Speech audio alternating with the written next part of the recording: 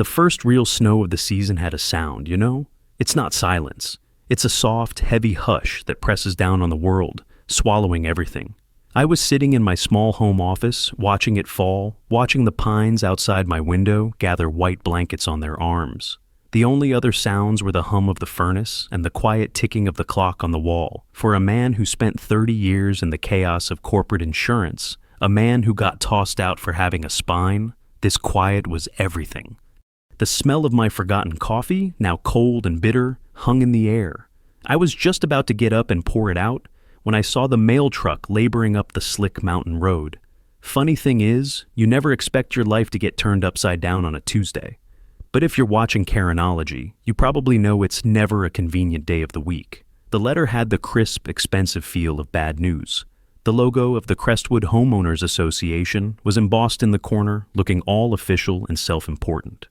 I slid it open. Inside, the language was polite, almost cheerful. It informed me that the color of my roof, a deep charcoal gray, was in violation of the community's aesthetic code. The approved color, it kindly noted, was a warm terracotta. I had 14 days to submit a plan for its repainting. I almost laughed. Another petty power play from the board. I'd dealt with bigger sharks than these guys over a lot more than paint swatches. But then my eyes fell on the second paragraph. And that's when the quiet in my office turned cold. It wasn't a threat of a fine. It was worse. It said that failure to comply would result in my property being designated as non-conforming. And a non-conforming property, the letter gleefully explained, would be removed from the community's master insurance policy. Have you ever had a moment where the floor just drops out from under you? Let me explain what that means in plain English. No insurance, no mortgage. The bank requires you to be insured. If the Homeowners Association told my lender that my $450,000 home was uninsured, the bank would call in my entire loan, immediately. Or they'd force place their own extortionate insurance on me at a price that would bleed me dry in months. In my old line of work, we called that a material risk trigger. For you and me, it was a financial execution. My hand went to my desk, to the small, heavy piece of brass I've kept for years. A token from my old company, given to me before I was shown the door for doing my job too well. On it were 3 simple words: verify, then trust. I took a slow breath, the air tasting like dust and ozone. This couldn't be right. My roof wasn't just gray for looks. It was a specialized fire-resistant composite, a requirement for our high-risk wildfire zone. I had the county permits to prove it. I picked up the phone and dialed the number at the bottom of the letter. The signature belonged to a man named Alan Croft. He was a newer resident, a slick, handsome guy in his 40s, who'd gotten himself elected to the board and also happened to be the community's designated insurance broker. Convenient. He answered on the second ring, his voice as smooth as polished river stone. Alan Croft speaking. "Mr. Croft, this is Mark Ryland at 214 Pine Ridge," I said, keeping my own voice level. "I'm calling about a letter I received regarding my roof." "Ah, Mark, please call me Alan," he said, the warmth in his voice feeling utterly fake. "Yes, a bit of housekeeping. We're just trying to get the community's aesthetic back in line with the covenants. A rising tide lifts all boats, you know." "I understand that, Alan," I said. "But my roof isn't just a color. It's a specific fire-resistant material, installed to county code. The permit specifies this model. Changing it would violate county safety standards." I thought that was my checkmate, the ace up my sleeve. He chuckled. It was a soft, dismissive sound. "Mark, I'm sure your material is top-notch, really. But this isn't about the material. It's about the color. The covenants are very clear on the approved palette.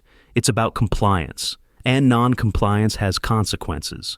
There it was, the same empty corporate doublespeak I'd fought against my whole career. "The consequence you're threatening is the cancellation of my insurance," I said, my voice hardening. "That's not a fine, Alan. That's a threat to my home." "It's not a threat, Mark. It's the procedure," he said, his tone still maddeningly pleasant. "The master policy has certain requirements. We all have to abide by them to keep our rates down." My knuckles were white on the phone. "Then I'd like to see a copy of this master policy and the section of the bylaws that ties roof color to the entire insurance agreement." There was a pause. The smooth voice on the other end lost a fraction of its warmth. It was replaced by something cold and hard, like ice forming under a thin layer of water. I'm afraid that's confidential information, Mark, available only to the board and our underwriters. Now, if you'll excuse me, I have another call. I trust you'll make the right decision. The line went dead. I sat there in the heavy silence, the dial tone buzzing in my ear like an angry hornet. The snow was falling faster now, blurring the world outside my window into a featureless white wall. I looked down at the brass token in my hand. Verify, then trust. But how do you verify anything when the man holding the cards won't even let you see the deck? He wasn't following a rule book. He was reading from his own playbook. And he had just made it very clear that he'd written me out of the game. The dial tone was still buzzing in my ear when the email notification pinged. It was from the Homeowners Association. Urgent community meeting, the subject line read. Tonight, 7 p.m. via Zoom. Topic, protecting our community's value and safety. It was him. It was Croft. He wasn't just playing hardball. He was setting the field on fire. What would you have done? Sometimes you have to walk right into the ambush just to see the shape of the trap. That evening, I logged into the Zoom call, my face just one of 50 little boxes on a screen. I saw Alan Croft's face, perfectly lit, a bookcase of leather-bound volumes behind him. He looked like every phony expert I'd ever met. He smiled with his teeth. The meeting started with the usual droning on about recycling bins and holiday decorations. Then Croft cleared his throat. Friends, neighbors, he began, his voice radiating sincerity. I want to talk about our collective future, about securing the value of our homes. As your board member and insurance liaison, I've managed to negotiate an incredible new master policy for our community, a premium discount of nearly 15%. A murmur of approval rippled through the tiny video squares. People unmuted to say, "Great job, Alan," and "That's fantastic." He let the praise wash over him before holding up a hand, but, he said, his face turning serious, this incredible rate comes with one condition. The underwriters require 100% compliance with all community aesthetic covenants, no exceptions. He paused for dramatic effect. The silence was heavy. You could almost hear people doing the math in their heads. Full compliance ensures our community presents a unified, high-value face to the world, Croft continued. It proves we are a low-risk, high-discipline neighborhood. Unfortunately, we have a few properties, just a handful, that are currently out of compliance. These minor issues like unapproved roof colors are holding the entire community back from these significant savings. He never said my name. He didn't have to. Every eye in those little boxes felt like it was staring right at me. A woman named Cynthia, who lived down the street, unmuted. "So you're saying a few people are costing all of us money?" she asked, her voice sharp. "I'm saying compliance benefits everyone," Croft replied smoothly. "We must all do our part." Then it started. A man I played poker with once a month chimed in. "Some people just think the rules don't apply to them." Another neighbor added, "It's about respecting your neighbor's property values." The chat sidebar lit up with a flurry of messages. "He should just paint the roof. It's pure ego. 90% support for strict standards." They were turning me into the villain, the selfish old man who was stealing money from their pockets, all because of a paint color. I unmuted myself. The little green border around my box lit up. "Alan," I said, my voice cutting through the chatter, "this isn't about paint. This is about safety. My roof is a Class A fire-rated composite, installed per county mandate because this is a severe wildfire risk zone. A coat of paint could void its warranty and compromise its fire rating. Are you suggesting we prioritize aesthetics over safety to save a few bucks on insurance?" The air went still. I had dropped the safety card, the one thing that should trump everything else in these mountains. Croft didn't miss a beat. He gave a sad, sympathetic smile. "Mark, we all appreciate your concern, truly, but our approved terracotta color is available in a fully rated fire-safe paint. I've already sourced a supplier. There is no conflict between safety and beauty here." He made me sound like an uninformed fool, a liar even. He had an answer for everything. It was too perfect. The tide of opinion, which had wavered for a second, turned back against me with a vengeance. My arguments were drowned out in a chorus of people demanding I stop being difficult. They weren't my neighbors anymore. They were a mob, and Croft was their conductor. He had them convinced I was the problem. He had isolated me, painted me as the enemy of their wallets, and he did it all with a smile. The meeting ended with a vote, an informal poll, Croft called it. Should the board enforce all covenants strictly to secure the insurance discount? 95% of the little hands went up. The message was clear. I was alone. I closed the laptop. The reflection on the black screen showed a tired man sitting in a dark room. The snow had stopped. The world outside was pristine and white, buried under a blanket of cold indifference. For a moment, I felt that old, familiar sting of being pushed out, of being right but having no one to stand with me. It was a feeling I thought I'd left behind in the corporate world. But it turned out the jungle was just as thick out here in the woods. It just had better scenery. I walked to the kitchen to pour a glass of water, my mind racing. Croft's plan was too neat.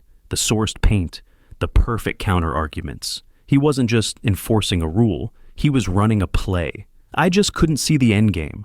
I stood at the window, looking out at the deep, untrodden snow on my property. My eyes followed the clean, unbroken expanse to the street, and that's when I saw it.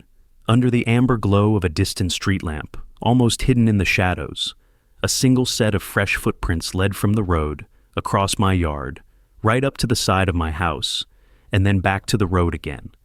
Someone had been out there, in the storm, while I was on that call, and they hadn't come to say hello. My heart hammered against my ribs. Those weren't the meandering tracks of a curious deer. They were purposeful, human footprints, cutting a clean line through the fresh snow. Someone had circled my house, staying in the shadows cast by the big pines. They weren't admiring the architecture. I grabbed a heavy flashlight from the utility drawer, its metal body cold and solid in my hand, and pulled on my boots. The cold hit me like a slap the moment I stepped outside. The air was still and sharp, so cold it felt like breathing in tiny needles of glass. The beam from my flashlight cut a bright, dancing circle on the pristine snow. I followed the tracks. They led from the road, skirted the edge of my property, and stopped directly beneath the eaves on the north side of the house, the side hidden from the road and my neighbors. The snow there was disturbed, more than just footprints. It looked like someone had stood there for a while, maybe fiddling with something. I shone the light up the side of the house. Nothing seemed out of place. The siding was fine. The windows were intact. Then I lowered the beam. There, near the foundation, half buried in a drift, was a small, dark object. I knelt, the frozen ground crunching under my knees, and brushed the snow away. It was a single roofing tile, a terracotta tile, identical to the ones I'd seen on a couple of the newer homes in the development. It was split clean in half, a perfect brittle crack running right down the middle. It looked like it had simply snapped under pressure. This wasn't a warning. It was a plant. Someone wanted this found. But by who? I stood up, the broken tile cold and heavy in my gloved hand. It felt like a piece of a puzzle I didn't have the box for. My mind raced back to Croft's smug voice on the phone call, his perfect ready-made answers. Our approved terracotta color is available in a fully rated fire-safe paint. Was it? Or was it just available from a supplier he had a deal with? I spent the rest of the night online, digging. For a man who audited risk for a living, digging was second nature. I wasn't looking for HOA bylaws anymore. I was looking for building material specs, supplier complaints, and any connection between Alan Croft and the construction world. It was almost 3 a.m. when I found it. It wasn't much, just a small press release from a regional building supplier 2 years ago announcing a new partnership. The supplier was Evergreen Building Solutions, and their new exclusive distribution partner for the mountain region, Croft Risk Management and Associates, Alan Croft. Evergreen's star product was a line of eco-friendly roofing materials, including a certain terracotta-colored tile. It was all there. Croft wasn't just the HOA's insurance broker. He was also the exclusive seller of the very material he was trying to force everyone to buy. It was a closed loop, a perfect little money-making machine. He creates the problem with an insurance threat, then sells the only approved solution. The next morning, I took the broken tile and drove down the mountain to the only place that felt like neutral ground, the old hardware store on the edge of town. Gary, the owner, was behind the counter, a man who looked like he'd been carved from the same timber as the shelves around him. He'd been there for 40 years. He knew every nail, every screw, and every secret in this town. I placed the two halves of the tile on the counter. The wood was worn smooth by decades of transactions. "Gary," I said, "ever seen one of these?" He picked up a piece, turning it over in his calloused hands. He didn't need to look at it for long. He grunted. "Seen 'em? I've seen 'em fail." He gestured with his chin toward the back of the store. "Come on." He led me out to the cluttered yard behind the shop, a graveyard of discarded projects and leftover materials. He kicked at a small pile of debris half covered by a tarp. More broken terracotta tiles lay there. "From the Henderson place, up on the ridge," he said. "Put that roof on 2 years ago. Last winter, half the tiles on the north-facing side cracked. Freeze-thaw cycle. The material's too porous. It soaks up a little moisture. It freezes, expands, and pop." He snapped his fingers. The sound was sharp in the cold air.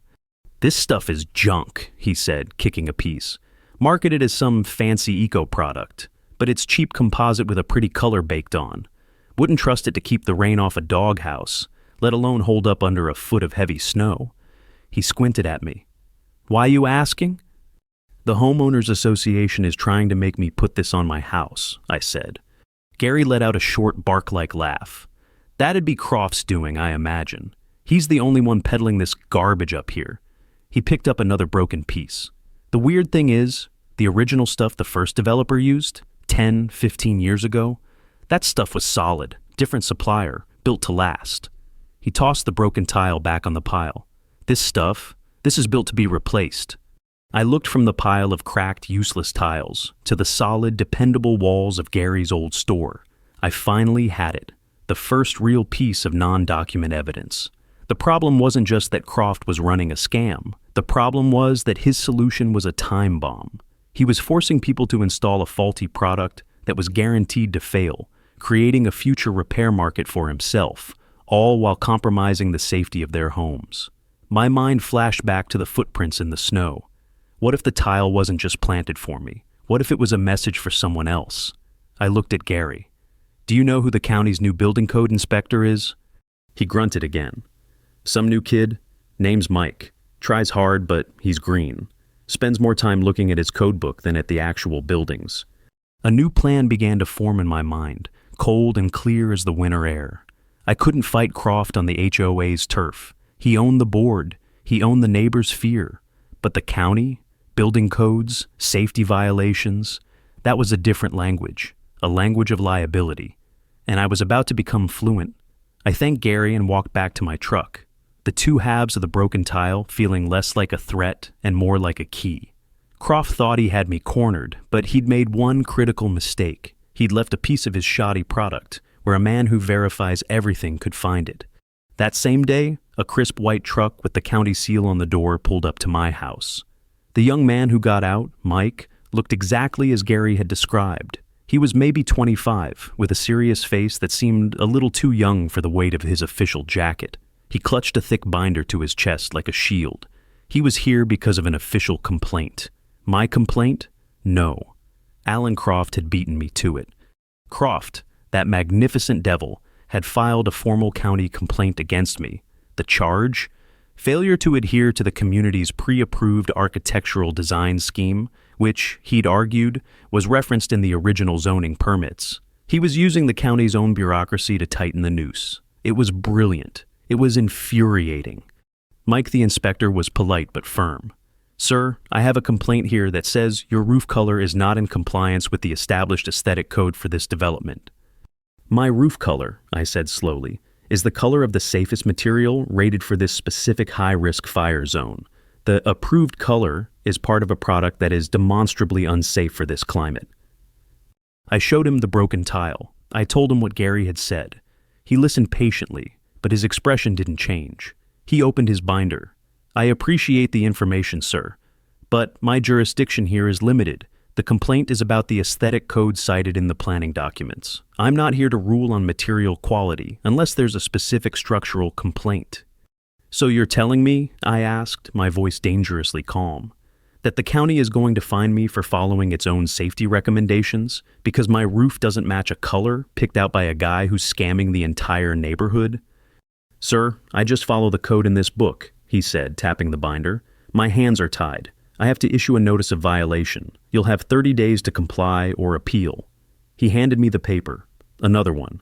A county fine for $2,500 sitting on top of the HOA's threats.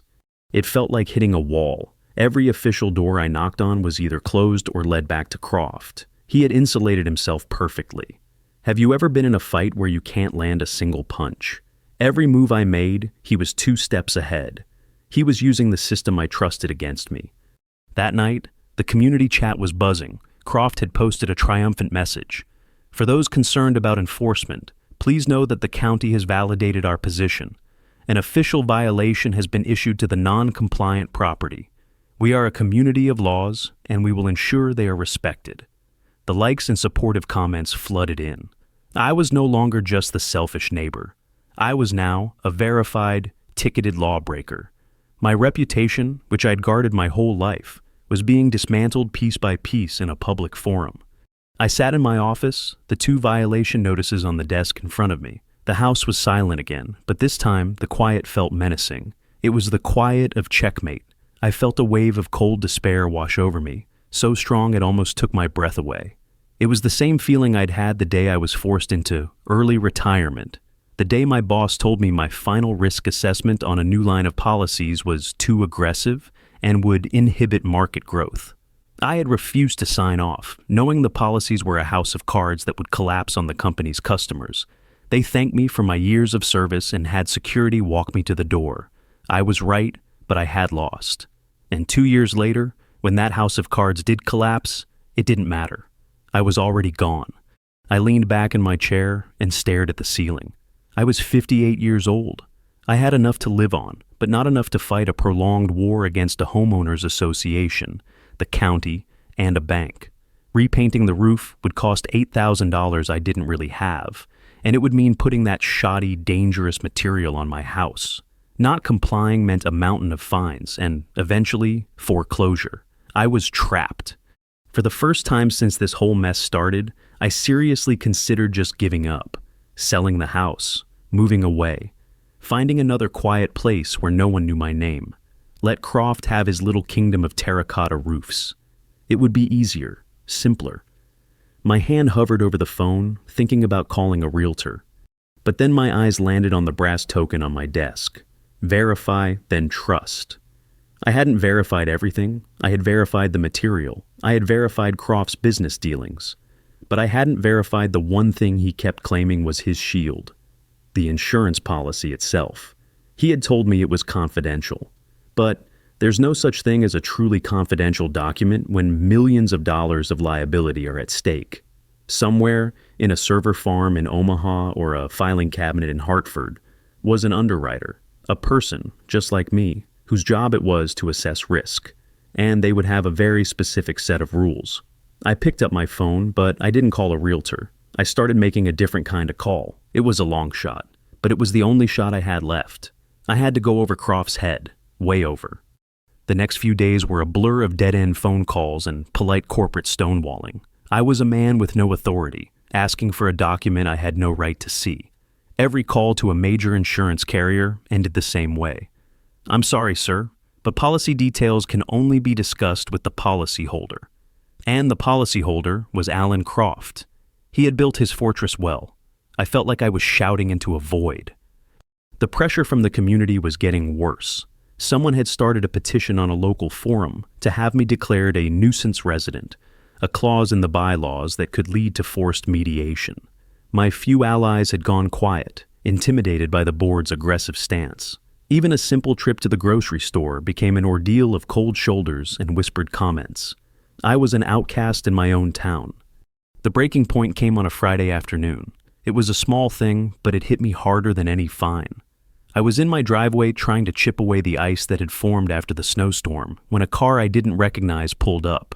A woman got out. She looked to be in her late 60s with a kind, worried face. "Mr. Ryland?" she asked, her voice trembling slightly. "I'm Eleanor Vance. My husband and I live over on Cedar Lane." I recognized the name. They were a quiet, retired couple. "Hello, Eleanor. Everything all right?" Her eyes filled with tears. "No, it's not," she said, clutching a letter in her hand. It was a letter from Croft. "Alan, Mr. Croft said that because of your dispute, the new insurance rates are on hold, And our old policy is going up. We can't afford it, Mark. We're on a fixed income. We might have to sell our home. She looked at me, her face a mask of desperation and accusation. Please, she whispered, just paint the roof. And there it was. Croft wasn't just isolating me anymore. He was weaponizing my neighbor's fear against me. He was using this kind, elderly woman as his messenger. Have you ever been blamed for something that was entirely not your fault by someone who was also a victim? It's a gut-wrenching feeling. All my anger at Croft, all my frustration, it just collapsed into a profound sense of exhaustion and defeat. I stood there in the cold, my ice chipper hanging uselessly in my hand, and I couldn't say a word. I just nodded.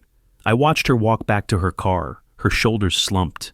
That was the moment of my deepest nadir, the point where everything seemed lost. It wasn't about the money anymore. It was about the fact that my fight for what was right was actively hurting innocent people. Croft had made me the villain in everyone's story, including my own. That night, I sat in my silent house, the violation notices on my desk seeming to mock me. I was ready to fold. I drafted an email to Croft, a single sentence saying I would comply. My finger hovered over the send button. This was it. The end of the fight. And then my phone rang. The number was from an unknown area code. I almost ignored it, but something made me answer. Is this Mark Ryland? The voice on the other end was female, professional, and had an edge of weary cynicism that I knew all too well. It was the voice of a career insurance professional. It is, I said. My name is Sarah Jenks, she said. I'm a senior underwriter with Northwood Mutual. I believe you've been trying to get in touch with us? My heart stopped. Northwood Mutual, one of the biggest carriers in the country. It had to be them. I have, I said, trying to keep my voice steady. I have some concerns about a master policy in Crestwood, Colorado. We know, she said, and I could hear the faint sound of a keyboard tapping. Your name has come up, a lot.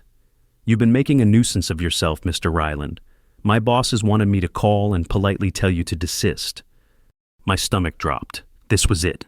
The final door slamming shut. But, she continued, and the tapping stopped. I've been in this business for 30 years, and when a single homeowner starts making this much noise about a routine policy renewal, it's usually for one of two reasons. Either he's a crank, or he's spotted something that the broker on the ground has tried to bury. I pulled the Crestwood file, and I saw the broker's name, Alan Croft. She paused. I've seen his name before, on a claim out of Utah a few years back. A ski condo development, similar situation, eco-friendly materials, a roof collapse after a heavy snow. The whole thing was buried in litigation, but the material failure was notable. I held my breath. I'm not supposed to be telling you this, Mr. Ryland, she said, her voice dropping a little.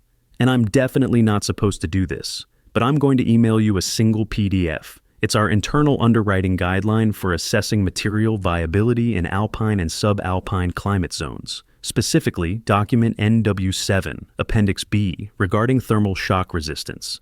I am not telling you what to do with it. This conversation never happened. Before I could even stammer a thank you, she spoke again.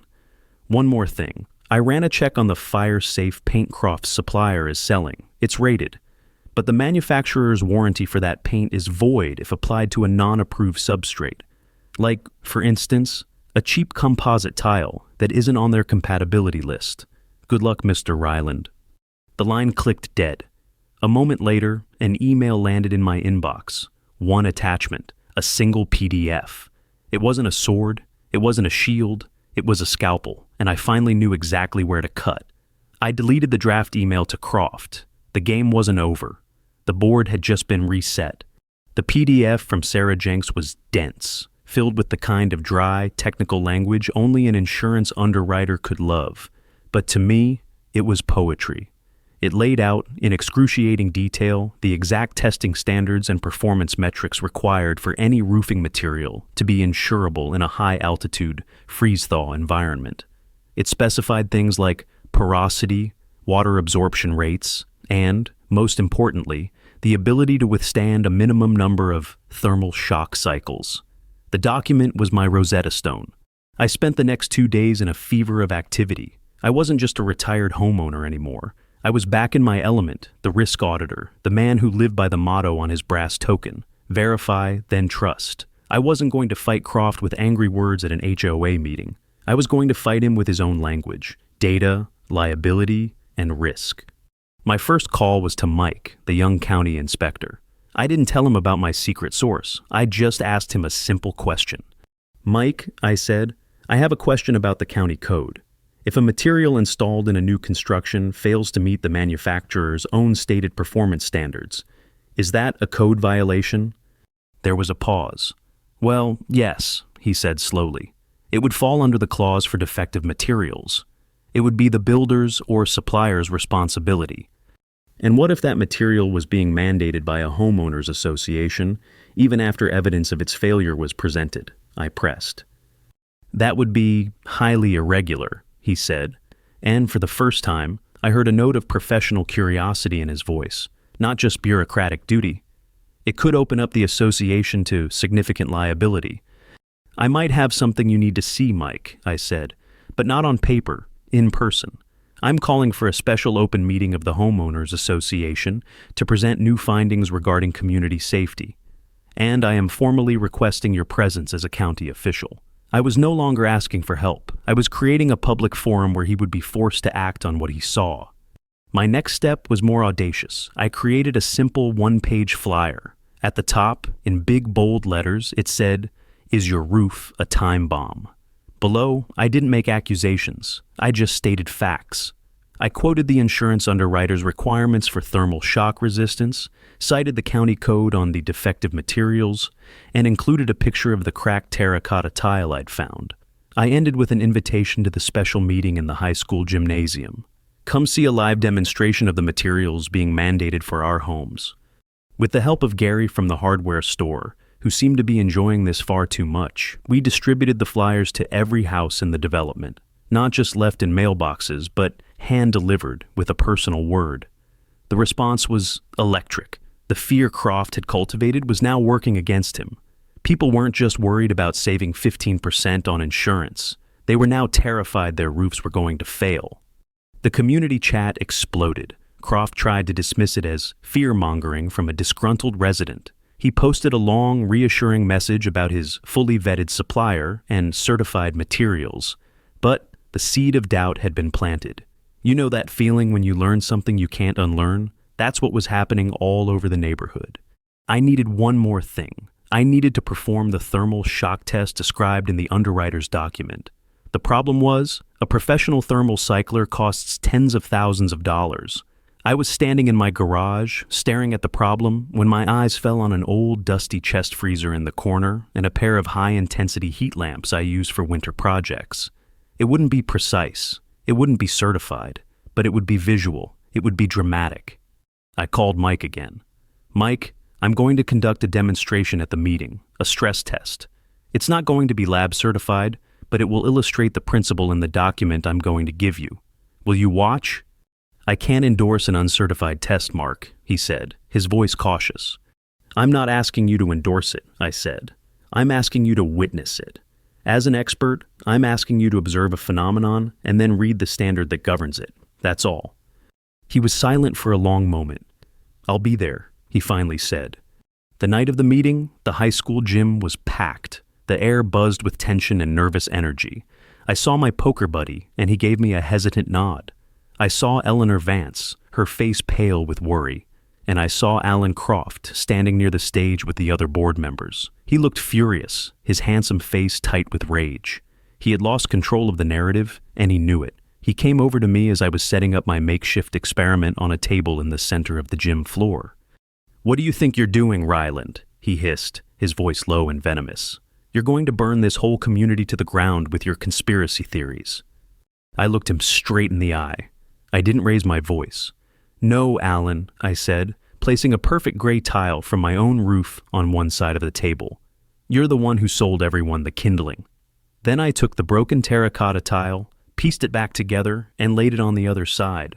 "I'm just the guy who's about to light the match."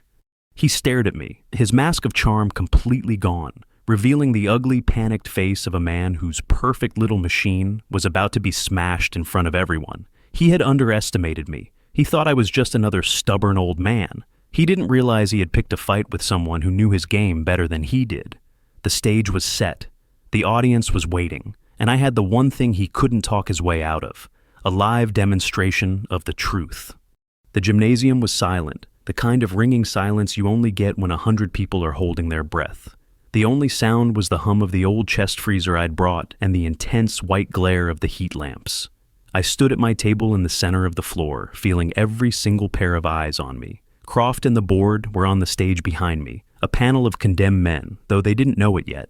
Mike, the county inspector, stood off to the side, his arms crossed, his face an unreadable mask of professional neutrality. "Good evening," I began, my voice amplified by the cheap microphone they'd given me. It echoed slightly in the big, cavernous space. "My name is Mark Ryland. Most of you know me as the neighbor who won't paint his roof. Tonight, I'm going to show you why." I pointed to the 2 tiles on the table. On my right, we have a sample of the roofing material on my house, a fire-rated composite. On my left, we have a sample of the approved terracotta tile that our Homeowners Association, under the guidance of Mr. Croft, is demanding we all install. I let that hang in the air for a second. Mr. Croft has assured us this material is safe. The county, based on a complaint from Mr. Croft, has fined me for not using it. But there's a difference between what a salesman tells you and what the facts are. And tonight, we're going to look at the facts. I picked up a document.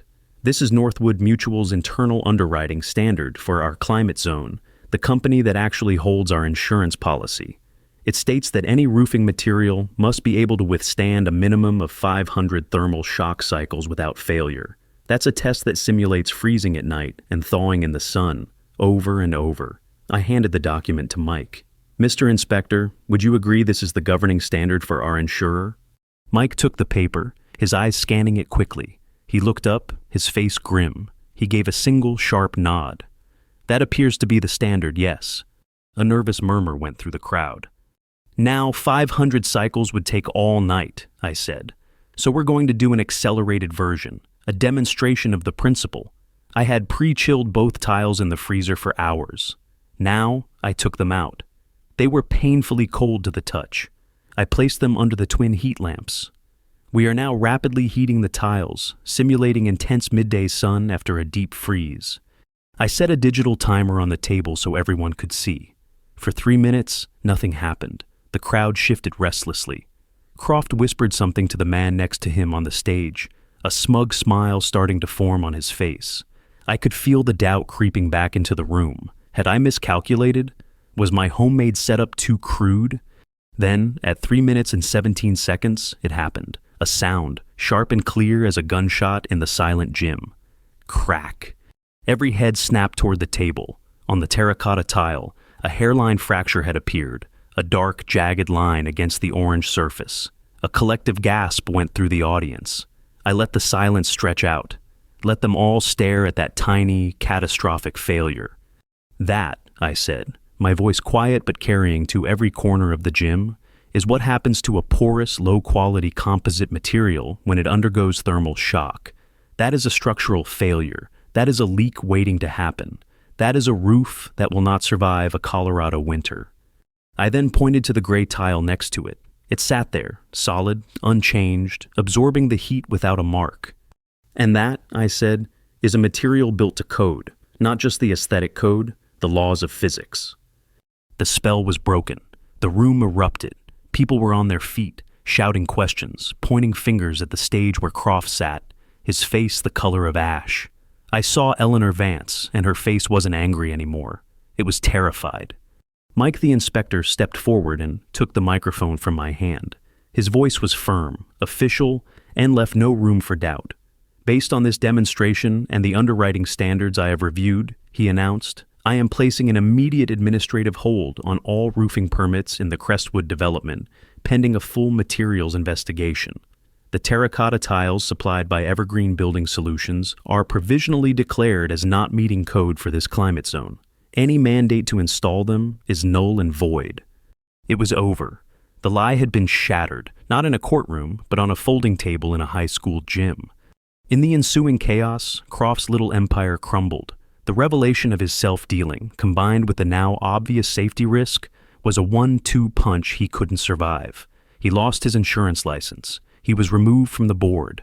The last I heard, he was facing a class action lawsuit from all the people he'd already sold those junk tiles to. The Homeowners Association, now under new leadership, offered me a formal apology.